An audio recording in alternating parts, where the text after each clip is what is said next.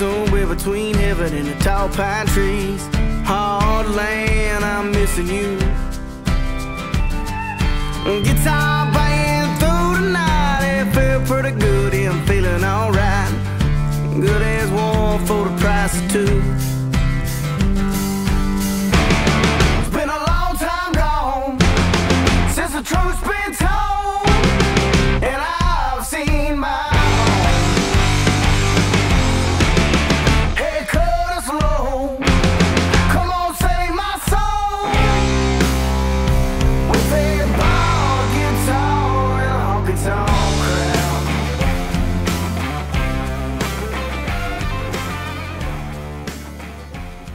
Well, we started about 4 years ago.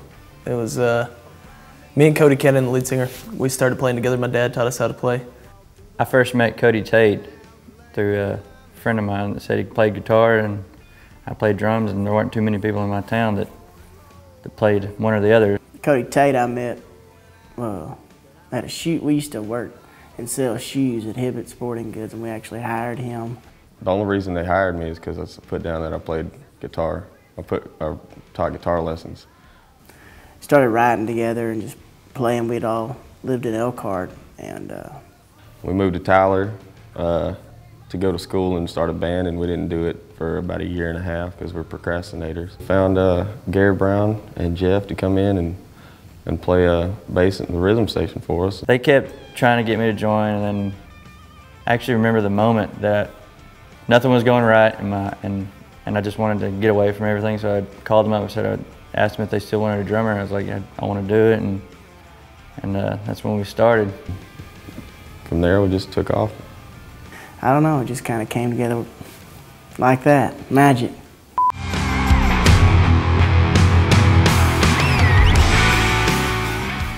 Next question. I'm gonna go ahead and take the safe story and say it was it's two old hunting dogs. Smurfs. Man, the story varies, but there used to be an old boy that lived out in Natchez down by the river. His name was Billy Myers. He drank a lot of whiskey, as the story goes. And they called him Whiskey Myers, and we just thought that was cool, so that stuck. Magic Smurfs told me. It was two old Doug dogs. One was named Whiskey, one was named Myers. Came from an uncle of mine who he was like the black sheep of the family, I guess you could say, and he always drank whiskey, and his name was Miles, but he would always get so drunk that everybody thought his name was Myers. He would introduce himself as Myers. I always called him Uncle Whiskey Myers. And little ones, little blue guys. Weird. So turn it up.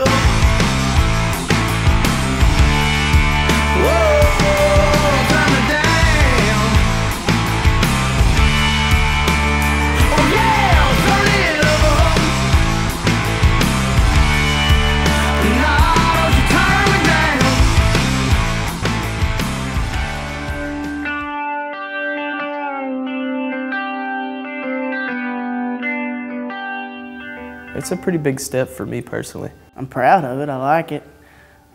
It kind of shows how we've grown, I think. A lot from our first album, you know, in our songwriting, our playing, just really everything about the band. It's a new us. Whenever we did Road to Life, we were a little younger, so we didn't really know what we were doing. Now we matured as musicians and artists. It means more mature album for us, you know, a little bit older. Haven't really grown up too much, but as a musical sense, we're writing better songs, a little bit better at playing music. So a progression album, you know. It's the second one, you know, sophomore album's pretty important in a band's career. It's another chance to show everybody what we're capable of. The first record was good, but I think this one's just better now that we know what we're doing. Kind of a combination of all of our musical styles have been kind of forged over the years, and kind of a way to express ourselves in a little deeper than we did on the first album. It means the world to me, man.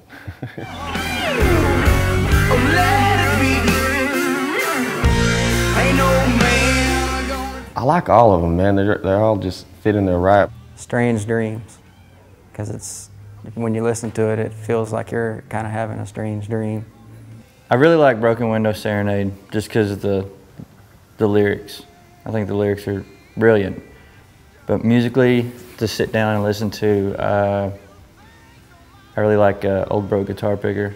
Lyrically, the favorite song I ever wrote was probably Broken Window Serenade. But my favorite song on the album would probably be Calm Before the Storm.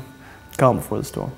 Calm Before the Storm, I think. John had this riff, you know, that we built on, and then actually wrote it after we'd had, you know, the main arrangement. We had never really wrote a song with the band playing a riff on music first. It had always been like, you know, somebody had the, you know, the basic chords and the, you know, the rhythm and the lyrics, and we kind of built it from that.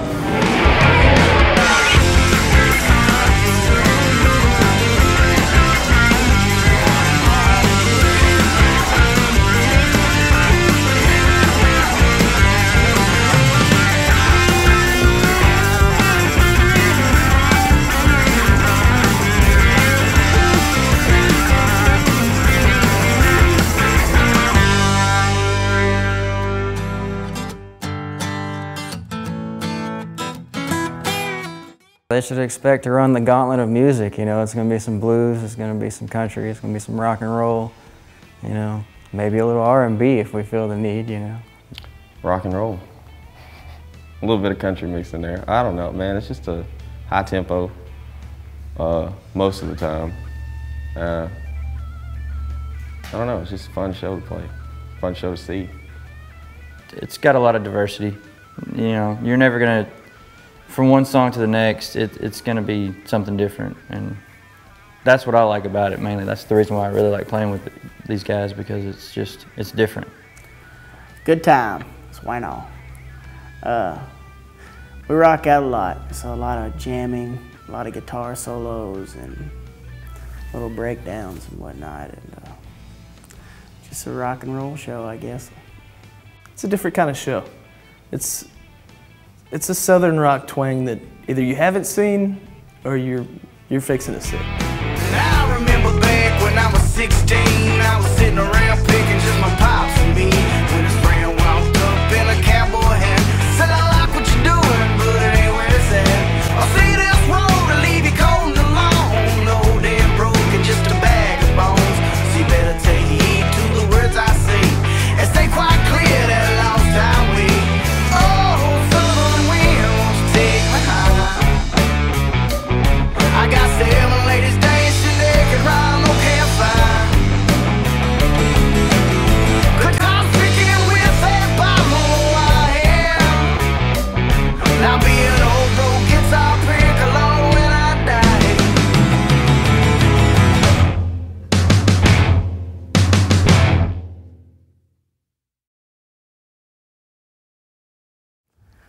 Firewater is moonshine. So that's what it means to me. Usually it means pretty good time. Last time I drank moonshine, though, I ended up in a garden at like 5 o'clock in the morning eating jalapenos. Me and John. That was weird.